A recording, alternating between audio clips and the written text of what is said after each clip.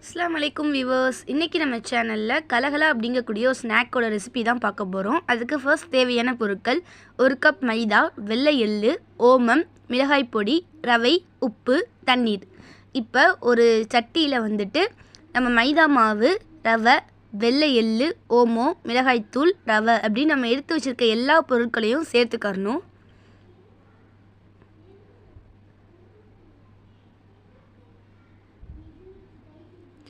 தேவையான அளவு உப்பு சேர்த்துட்டு லைட்டாக தண்ணி விட்டு அதை நல்லாவே கிண்டிக்கிறங்க. ஒரு சப்பாத்தி மாவோட பதத்துக்கு நீங்கள் அதை கொண்டு வரணும். லேஸாக தான் தண்ணி ஊற்றி மாவு பிசைஞ்சு எடுத்துக்கறணும். ஒரேடியாக தண்ணி ஊற்றிட்டோன்னா ரொம்ப தண்ணி ஆகிடும். கொஞ்சம் கொஞ்சமாக தண்ணி விட்டு நல்லா மாவை சப்பாத்தி மாவு இந்த மாதிரி ஒரு பதத்துக்கு பிசைஞ்சு எடுத்துக்கறணும். இப்போ இதை ஒரு 20 நிமிஷம் கிட்ட ஊற வச்சுட்டு இந்த மாதிரி குட்டி குட்டி பாலாக போட்டுக்கறணும். ஒரு சப்பாத்தியோட சைஸ்க்கு இல்லாமல் கொஞ்சம் பெருசாக போட்டுக்கோங்க. இப்போ அதை சப்பாத்தி கட்டையில் வச்சு நல்லா தேய்ச்சி எடுத்துக்கோங்க.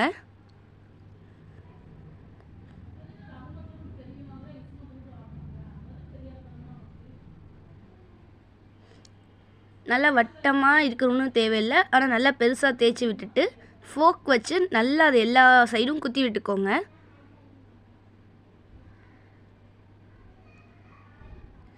இந்த மாதிரி ஃபோக் வச்சு குத்தி முடித்ததுக்கப்புறமா நைஃப் வச்சு அதை டைமண்ட் பீசஸ்க்கு கட் பண்ணிக்கோங்க. இப்போ நான் கட் பண்ணுறேன் இல்லையா, அதே மாதிரி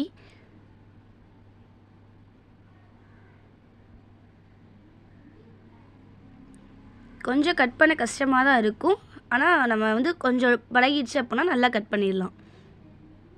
மைதா அப்படிங்கிறதுனால கொஞ்சம் இழுக்கும், கை வச்சு நீங்கள் கட் பண்ணிக்கோங்க. இப்போ நேராக கட் பண்ணதை சாய்வாக இந்த பக்கம் கட் பண்ணணும். அப்போது உங்களுக்கு ஒரு டைமண்ட் பீஸ் உங்களுக்கு கிடச்சிரும். கட் பண்ணி முடித்ததுக்கப்புறமா அதை எல்லாத்தையும் அப்படியே ஒரு பிளேட்டில் நான் எடுத்து வச்சுக்கிறேன்.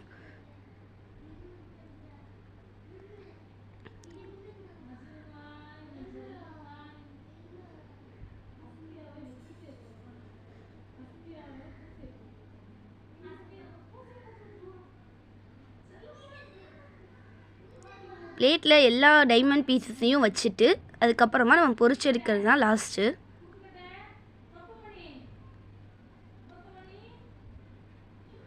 இப்போ ஒரு பேனில் ஆயில் ஊற்றி அதை நல்லா கொதிக்கவும் நம்ம இதை பொரிச்சு எடுத்துக்கலாம். எண்ணெய் காயவும் இப்போ அந்த பீசஸை நாங்கள் உள்ளே போட்டுட்டோம். நல்லா ஒன்று ஒன்றா அங்கங்கே போட்டுக்கோங்க. ஒன்று ஒன்றா தான் போடணும். ரெண்டாக போட்டாலோ அது மாதிரி மொத்தமாக போட்டாலோ அது ஒழுங்காக வேகாது. அது ஒரு நல்ல ஃப்ரை ஆகணும். ஒரு கிறிஸ்பி இந்த மாதிரி ஒன்று ஒன்றா போடும்போது தான் கிடைக்கும். நல்லா அப்படியே ஒன்று ஒன்றையும் பரட்டி விட்டுக்கோங்க. ஒரு சைடு நல்லா குக் ஆகவும் தான் இன்னொரு சைடு பரட்டி போடணும். இப்போ 2 சைடும் நல்லாவே ஃப்ரை ஆகிடுச்சு. இப்போ நான் அதை நல்லா வடிகட்டிட்டு எடுத்துக்கிறேன்.